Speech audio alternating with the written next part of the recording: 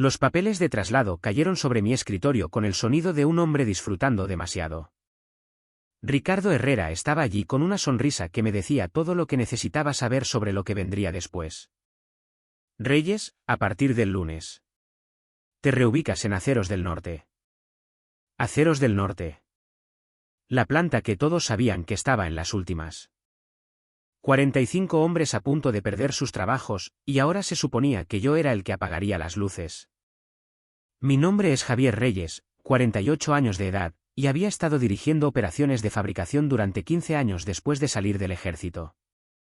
Pensé que había visto todos los trucos sucios en el mundo corporativo mexicano, pero este era nuevo. La lluvia golpeaba con fuerza las ventanas de nuestra oficina central en la Ciudad de México, y podía sentir todos los ojos del lugar observando para ver cómo me lo tomaría. Aceros del Norte cierra en 90 días, dije, manteniendo la voz firme. ¿Qué se supone exactamente que debo gestionar allí? Ricardo se inclinó lo suficiente para que solo yo pudiera oírlo. Piensa en ello como una oportunidad para actualizar tu currículum vitae. Buena suerte. La forma en que lo dijo, como si me estuviera haciendo un favor, me hizo apretar la mandíbula. Mira, esto no fue al azar. Hace 3 semanas, me levanté en la revisión trimestral y señalé el plan de Ricardo de enviar nuestras operaciones al extranjero. Tenía los números, las proyecciones, todo el panorama que mostraba cómo sus acuerdos de subcontratación tenían más que ver con su bonificación que con las ganancias de la empresa.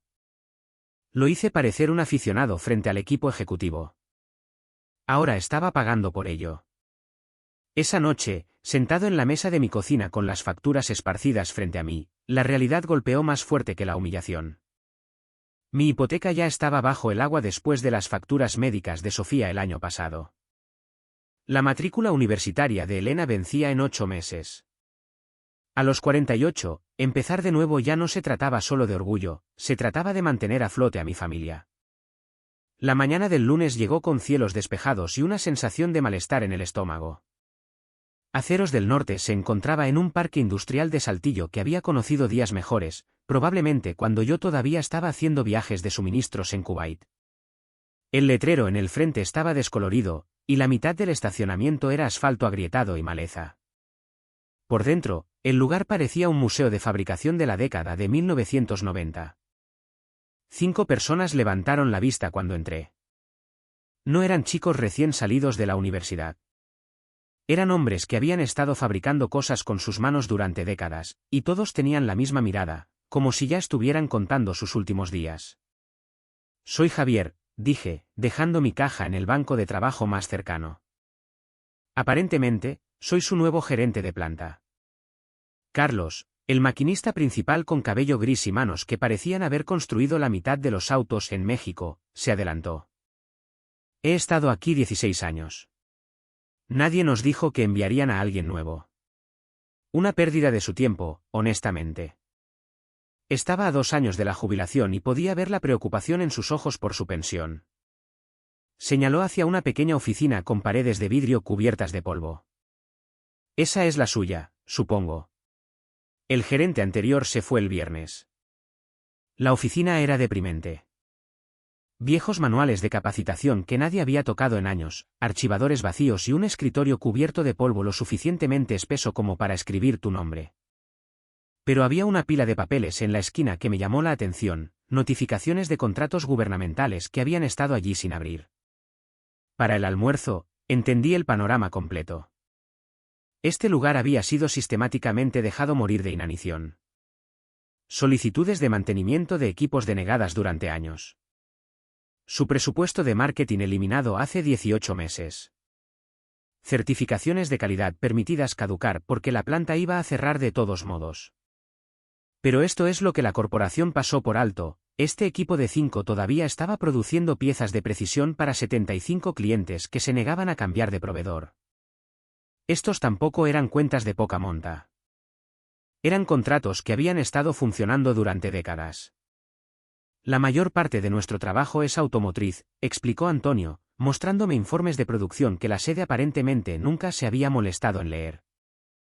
Había estado haciendo control de calidad durante 23 años y conocía cada especificación de memoria. Pero tenemos el equipo especializado para trabajos de precisión que nadie más en la región tiene. Jimena, la supervisora del turno de noche que estaba estudiando ingeniería a tiempo parcial, agregó, el equipo es viejo, pero se mantiene mejor que cualquier cosa en las plantas más nuevas. Hacemos nuestro propio mantenimiento porque la corporación dejó de financiar las llamadas de servicio externas. Samuel, que había estado a cargo del mantenimiento durante 12 años, asintió. Cada máquina aquí puede mantener tolerancias que las nuevas líneas automatizadas no pueden igualar. Todo se trata de saber lo que estás haciendo. Laura, nuestra coordinadora de seguridad que había estado aquí 8 años, estaba callada, pero me di cuenta de que estaba pensando. Tenía contactos en toda la región de su trabajo anterior con el Estado. Esa noche no pude dormir. Todo el asunto apestaba. Ricardo me había enviado aquí para fracasar, para procesar discretamente el papeleo hasta que las puertas se cerraran. Pero algo me molestaba acerca de esas notificaciones de contrato sin abrir. Los saqué y comencé a leer. Fue entonces cuando me golpeó como un tren de carga. La Secretaría de la Defensa Nacional, Sedena, estaba buscando fabricantes nacionales para un contrato de piezas de precisión de 88,4 millones de pesos, con opciones para un adicional de 204 millones de pesos durante 3 años. La solicitud de propuesta había estado en ese escritorio durante 3 semanas, y la fecha límite de la licitación era dentro de 60 días. Estas no eran solo piezas cualesquiera, eran exactamente el tipo de componentes de alta tolerancia para los que estaba diseñado nuestro equipo. Llamé a mi amigo Mendoza, que había salido del ejército y se había dedicado a la contratación de defensa. Javier, estás sentado, dijo cuando describí nuestras capacidades. Hay quizás 3 instalaciones en el norte que pueden manejar esa especificación. Si puedes demostrar tus sistemas de calidad, ese contrato es tuyo. A la mañana siguiente, estaba esperando cuando Carlos apareció para abrir la planta. Necesito entender algo, dije, señalando la maquinaria. ¿Cuánto de este equipo sigue funcionando? Todo, respondió Carlos, sonando casi ofendido. Nosotros mismos mantenemos todo. Antonio ha estado haciendo control de calidad más tiempo del que algunas de estas empresas han estado en funcionamiento. Le mostré los documentos del contrato de defensa. Su rostro curtido pasó por varias expresiones mientras leía, confusión, luego comprensión, luego algo que parecía esperanza que estaba tratando de no sentir. Javier, este es un contrato de 88,4 millones de pesos. Somos 5 personas en una planta que se supone que debe cerrar en 90 días.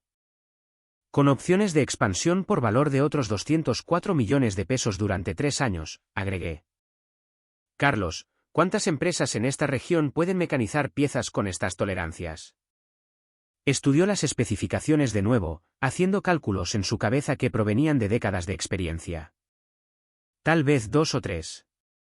Y todos están totalmente ocupados con trabajo comercial. Me miró. ¿Hablas en serio sobre esto? Completamente en serio. Pero necesito saber si estás dentro. Carlos se quedó en silencio por un largo momento. Yo sabía lo que estaba pensando, a 2 años de la jubilación, la pensión en juego, y aquí hay un nuevo gerente con un plan loco que podría salvar la planta o hacer que sus últimos meses fueran aún peores. Mi padre trabajó en esta planta durante 30 años, dijo finalmente. Me enseñó todo lo que sé sobre mecanizado. Si hay una oportunidad de mantener vivo este lugar. Me tendió la mano. Estoy dentro. Para cuando llegó el resto del equipo, teníamos los inicios de un plan. Los reuní a todos en la sala de descanso, la misma sala donde probablemente esperaban recibir sus avisos de despido en unas pocas semanas. Voy a contarles algo que podría sonar imposible, comencé, extendiendo los documentos del contrato sobre la mesa. La Secretaría de la Defensa Nacional está buscando un proveedor nacional de piezas de precisión. El tipo de piezas que hemos estado fabricando aquí durante 15 años. Antonio se inclinó para estudiar las especificaciones. Estas tolerancias. Este es un trabajo serio. Grado militar. Jimena levantó la vista de su propia revisión. Los requisitos de certificación por sí solos, ISO 9001, AS 9100, cumplimiento ITAR. Necesitaríamos documentar todo, probar nuestros sistemas de calidad. Ahí es donde entras tú, dije. Estás estudiando ingeniería. Entiendes los requisitos de documentación mejor que nadie. Samuel, que había estado callado, habló. El equipo puede manejarlo. Conozco cada máquina en este lugar como si fuera mi propio coche. Dame 2 semanas y puedo hacer que todo funcione con especificaciones que satisfarán a los inspectores. Laura, nuestra coordinadora de seguridad, estaba tomando notas. Todavía tengo contactos a nivel estatal de mi trabajo anterior. Pueden ayudar a agilizar parte del papeleo de certificación. Pude ver que comenzaba a encajar para ellos, no solo la oportunidad, sino la posibilidad de que realmente pudieran lograrlo. ¿Qué pasa con la corporación?, preguntó Antonio. No les gustará que los ignoremos. Por eso no les decimos nada hasta que tengamos algo concreto que mostrar, dije. Hasta donde ellos saben, estamos procesando un cierre ordenado. Jimena levantó la mano como si estuviera en clase. Tengo acceso a software CAD a través de la universidad. Podemos hacer todo el trabajo de diseño y documentación allí. Durante la semana siguiente, sucedió algo asombroso. Estas 5 personas que se habían resignado a perder sus trabajos se transformaron en el equipo más concentrado con el que jamás había trabajado. Carlos comenzó a reconstruir nuestros sistemas de medición según los estándares militares. Antonio creó procedimientos de control de calidad que enorgullecerían a un relojero suizo. Jimena trabajó de noche en la universidad, creando la documentación técnica que necesitaríamos para la certificación. Samuel de alguna manera encontró tiempo para revisar completamente nuestro equipo de precisión mientras mantenía la producción regular. Laura se coordinó con agencias estatales y federales, cortando la burocracia que generalmente tomaba meses. Pero Ricardo no se quedó quieto. La primera señal de problemas llegó el jueves por la mañana cuando nuestra conexión a Internet se cayó misteriosamente. Mantenimiento de rutina, explicó el técnico de informática, pero no pudo mirarme a los ojos cuando lo dijo. El viernes, nuestro acceso al sistema de gestión de calidad corporativo fue suspendido temporalmente por actualizaciones. El lunes trajo el golpe real, un correo electrónico de Ricardo que requería que todo el personal de Aceros del Norte asistiera a sesiones de planificación de transición en la Ciudad de México. Reuniones diarias, de 1 a 4 de la tarde, a partir de inmediato.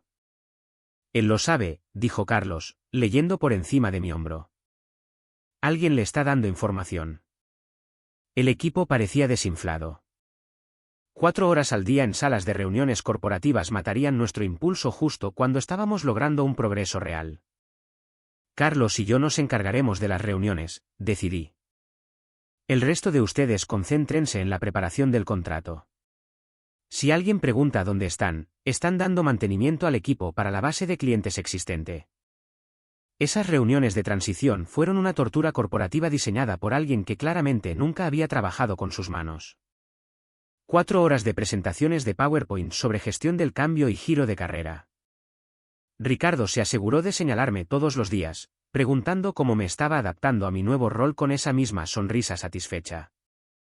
Mientras tanto, nuestro equipo real estaba logrando un progreso increíble.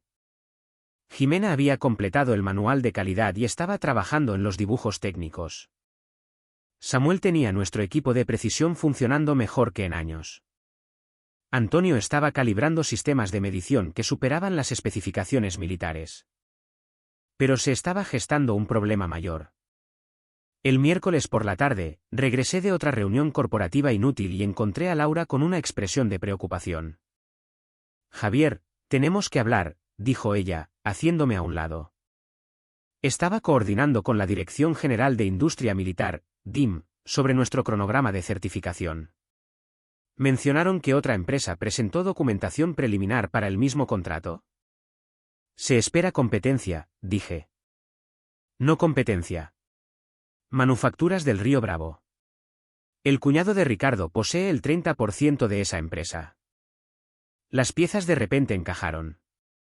Ricardo no solo estaba tratando de cerrar nuestra planta, estaba dirigiendo el contrato de defensa a una empresa en la que tenía un interés financiero. Nuestra pequeña operación de guerrilla ya no solo amenazaba su ego, estaba amenazando su billetera. Esa noche, llamé a Mendoza para obtener información interna sobre manufacturas del Río Bravo.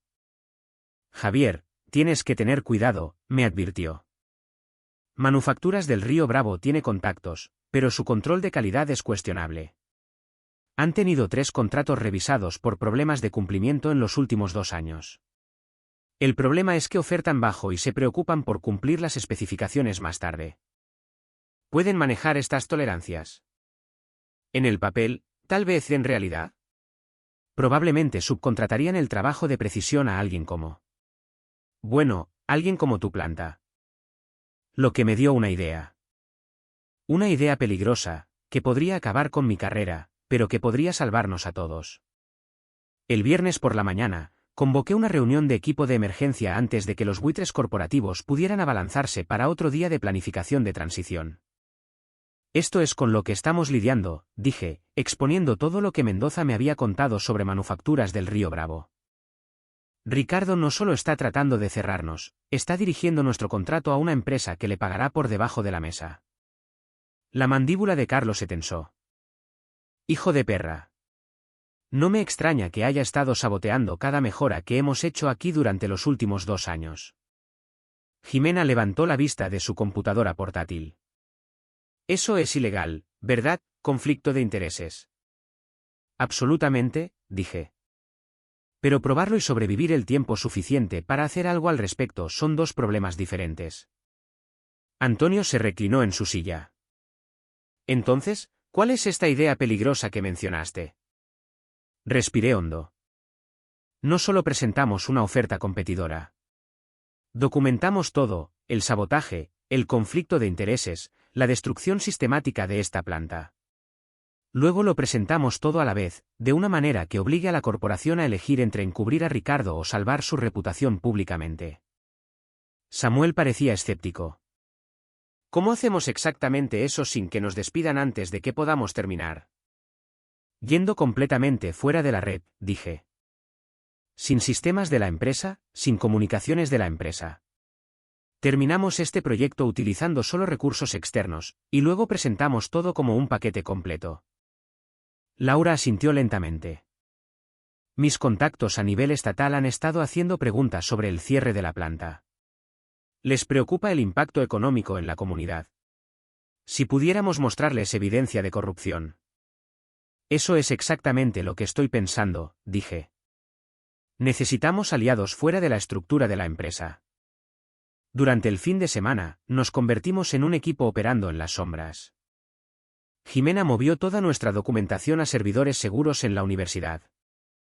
Carlos y Antonio trabajaron de noche para completar piezas prototipo utilizando solo el tiempo de máquina que no aparecería en el monitoreo corporativo.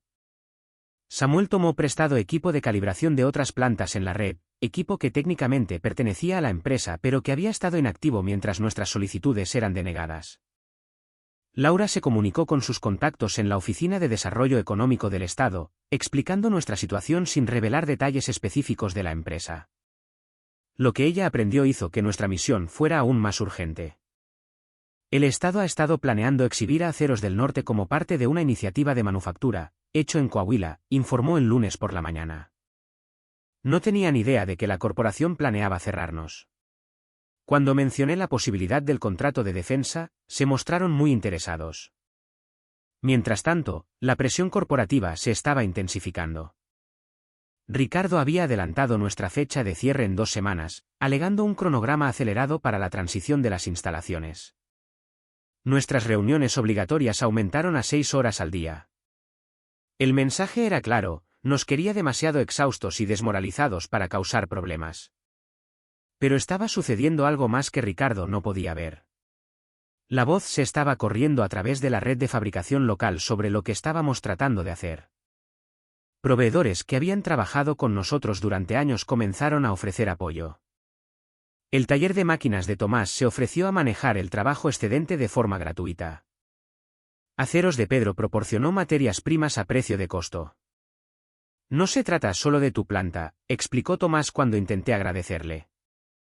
Si pueden acabar con una instalación como la tuya con este tipo de tratos sucios, ninguno de nosotros, los pequeños fabricantes, está a salvo. La comunidad se estaba uniendo de maneras que me recordaban mis días en el ejército, cuando estás bajo ataque, las personas que entienden lo que está en juego cierran filas. El miércoles trajo nuestro mayor avance hasta el momento. Jimena, trabajando tarde en la universidad, descubrió algo en los registros públicos de manufacturas del Río Bravo.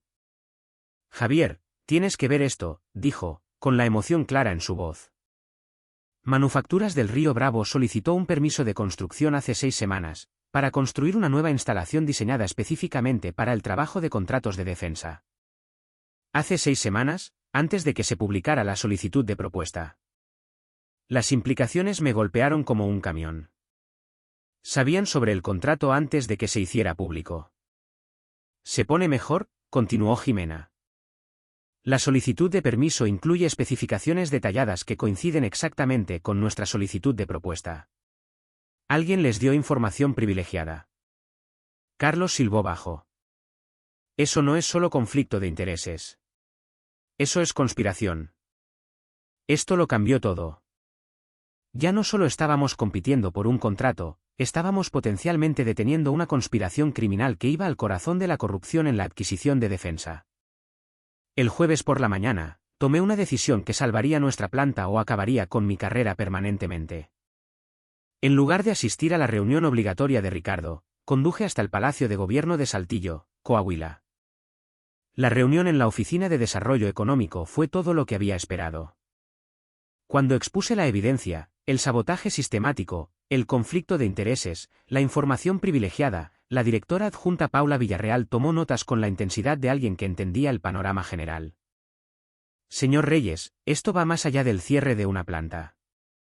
Si lo que usted alega es cierto, representa una amenaza significativa para la integridad de la adquisición de defensa.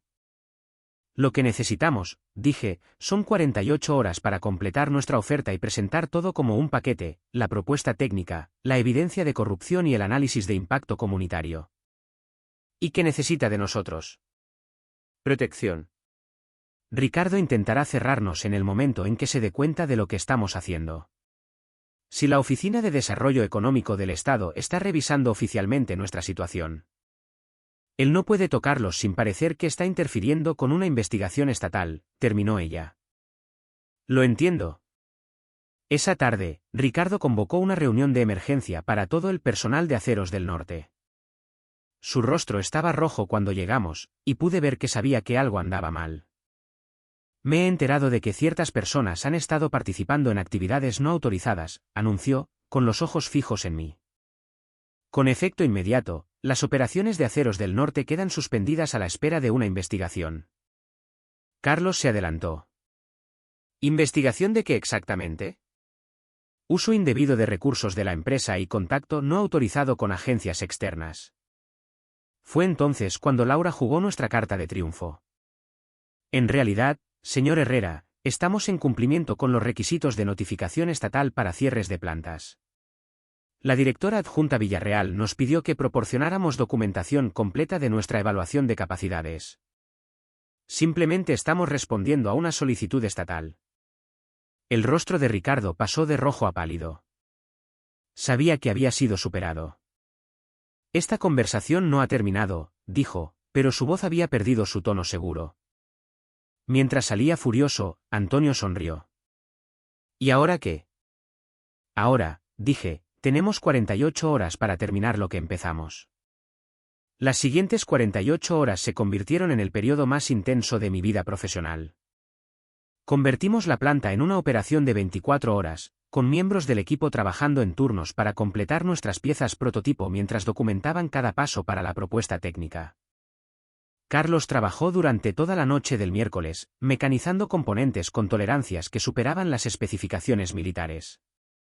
Si vamos a hacer esto, dijo, verificando las medidas por 12ª vez, vamos a hacerlo bien. Jimena coordinó entre la planta y la universidad, creando documentación que satisfaría al auditor más exigente. Sus profesores de ingeniería se habían ofrecido como voluntarios para revisar nuestros sistemas de calidad, dándonos esencialmente el respaldo universitario para nuestro enfoque técnico. Antonio reunió un portafolio de control de calidad que rastreaba nuestras capacidades hasta 15 años atrás, mostrando un trabajo de precisión consistente que la mayoría de las instalaciones no podían igualar. Samuel completó la calibración del equipo que demostró que nuestra maquinaria era en realidad más precisa que los sistemas automatizados más nuevos.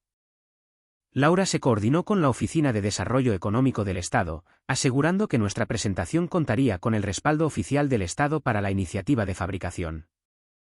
El jueves por la noche, todo encajó. Nuestra propuesta técnica estaba completa. Nuestras piezas prototipo excedieron las especificaciones. Nuestra documentación era a prueba de balas. Pero lo más importante, Jimena había descubierto la pistola humeante. Javier, he estado investigando más a fondo los permisos de manufacturas del Río Bravo, dijo, con la emoción clara en su voz. El permiso de construcción se presentó el mismo día que Ricardo asistió a una reunión de planificación de la Dirección General de Industria Militar. Las actas de la reunión son de dominio público. Estudié los documentos. Ricardo había asistido a una sesión informativa a puerta cerrada sobre próximos contratos de defensa, luego la empresa de su cuñado presentó permisos en cuestión de horas. El cronograma era condenatorio. Esto no es solo conflicto de intereses, me di cuenta. Esto es conspiración criminal para defraudar al gobierno. La mañana del viernes trajo la presentación que lo determinaría todo. La sala de conferencias en la Oficina de Desarrollo Económico del Estado estaba llena. La directora adjunta Villarreal se sentó a la cabecera de la mesa, flanqueada por representantes de la Dirección General de Industria Militar. Gerardo Paz, nuestro director financiero, había conducido personalmente cuando se enteró de la participación del Estado. Y en la esquina, pareciendo que preferiría estar en cualquier otro lugar, se sentó Ricardo Herrera. Señores, comenzó Villarreal, estamos aquí para revisar la propuesta de Aceros del Norte para el contrato de defensa 2025, PF 4012, y para abordar ciertas preocupaciones que se han planteado sobre el proceso de adquisición. Me puse de pie para presentar, con mi equipo dispuesto detrás de mí. Durante la siguiente hora, expusimos todo, las capacidades técnicas, las piezas prototipo que superaron las especificaciones, las proyecciones de costos que superaron la oferta de manufacturas del Río Bravo en un 15%. Luego vino la bomba. Hay algo más que necesitan saber, dije, colocando los registros de la reunión de Ricardo sobre la mesa. Manufacturas del Río Bravo recibió información privilegiada sobre este contrato antes de que se publicara la solicitud de propuesta. El representante de la Dirección General de Industria Militar levantó la vista bruscamente. Esa es una acusación grave. Jimena se adelantó con su documentación. El cronograma era irrefutable, la asistencia de Ricardo a la sesión informativa clasificada, la presentación del permiso, la construcción preposicionada de las instalaciones. El rostro de Gerardo Paz pasó por varias expresiones mientras leía la evidencia. Finalmente, miró a Ricardo. ¿Es esto cierto? Ricardo intentó fanfarronear. Estos son empleados descontentos que hacen acusaciones falsas para salvar sus puestos de trabajo. Entonces explique esto, dijo Villarreal, mostrando una conversación telefónica grabada. El Estado ha estado investigando irregularidades en la contratación de defensa durante 6 meses. Sus conversaciones con los ejecutivos de manufacturas del Río Bravo fueron monitoreadas como parte de esa investigación. La sala se quedó en silencio total. El representante de la Dirección General de Industria Militar se puso de pie. Señor Herrera, se enfrenta a cargos federales por conspiración para defraudar al gobierno. Esta reunión ha terminado. Mientras Ricardo era escoltado fuera, Gerardo Paz se dirigió a nuestro equipo. Señor Reyes, parece que su planta no cerrará después de todo. 3 meses después, estaba sentado en la misma sala de conferencias donde todo comenzó, pero la vista se veía completamente diferente. Aceros del Norte no solo había ganado el contrato de 88.4 millones de pesos, sino que recibió la opción de expansión completa de 204 millones de pesos. Habíamos contratado a 35 nuevos trabajadores y estábamos capacitando a aprendices de la Universidad Técnica local. Carlos había sido ascendido a maquinista maestro y supervisor de capacitación, liderando el programa de aprendices que aseguraría que nuestras habilidades pasaran a la próxima generación. A los 64, en lugar de preocuparse por su pensión, estaba construyendo un legado. Antonio se convirtió en nuestro gerente de control de calidad para toda la división regional, con sus estándares de precisión siendo adoptados en toda la empresa. Jimena terminó su título de ingeniería con el patrocinio total de la empresa y ahora era nuestra supervisora de ingeniería de fabricación. Samuel fue ascendido a director de mantenimiento de planta, responsable de los estándares de equipos en 3 instalaciones. Laura se convirtió en nuestra coordinadora de relaciones gubernamentales, trabajando directamente con agencias estatales y federales en cumplimiento. En cuanto a mí, Gerardo Paz me ofreció el antiguo trabajo de Ricardo como director regional de fabricación. Mi primera tarea fue identificar otras instalaciones con potencial sin explotar que los ejecutivos de escritorio habían descartado. El impacto personal fue más allá de los títulos de trabajo. Mi hipoteca estaba al día por primera vez en 2 años. El fondo universitario de Elena estaba totalmente financiado. Las facturas médicas de Sofía finalmente se pagaron, y el estrés que había estado acabando con nuestro matrimonio se había ido. El impacto comunitario fue aún mayor. Aceros del Norte se convirtió en el ancla de lo que el Estado ahora llamaba la zona de reactivación industrial. Otras 6 empresas se reubicaron en nuestro parque industrial, atraídas por la mano de obra calificada y las capacidades probadas. ¿Ricardo Herrera?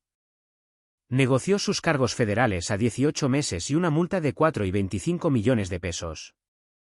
Manufacturas del Río Bravo perdió su certificación de contratista de defensa y se retiró en 6 meses. A veces pienso en esos papeles de traslado que iniciaron todo esto. Ricardo pensó que me estaba enterrando en una planta moribunda. En cambio, me dio la oportunidad de demostrar lo que la fabricación mexicana podía lograr cuando la política corporativa se quitaba del camino. La mejor venganza no es destruir a tu enemigo. Es demostrar que están equivocados de maneras que nunca podrán deshacer. Si has llegado hasta aquí, gracias por escuchar mi historia. Es una prueba de que la experiencia y la determinación pueden vencer la corrupción y la política cuando luchas por algo que importa. Y a veces, las plantas que parecen muertas solo están esperando al equipo adecuado para devolverles la vida. Al final, no se trataba de salvar una planta o ganar un contrato. Se trataba de demostrar que los trabajadores mexicanos, si se les da una oportunidad justa y el apoyo adecuado, pueden construir cualquier cosa mejor que cualquier otra persona en el mundo. Eso es algo por lo que vale la pena luchar. Cuando tienes décadas de experiencia real en tu haber, nunca dejes que un trepador corporativo con un máster en administración de empresas y sin callos en las manos te diga lo que es imposible, porque no saben lo que no saben. Los chicos que han estado en las trincheras contigo no son solo compañeros de trabajo, son tus hermanos de armas, y cuando se unen contra el sistema, esa lealtad se convierte en un arma que ninguna cantidad de política corporativa puede derrotar.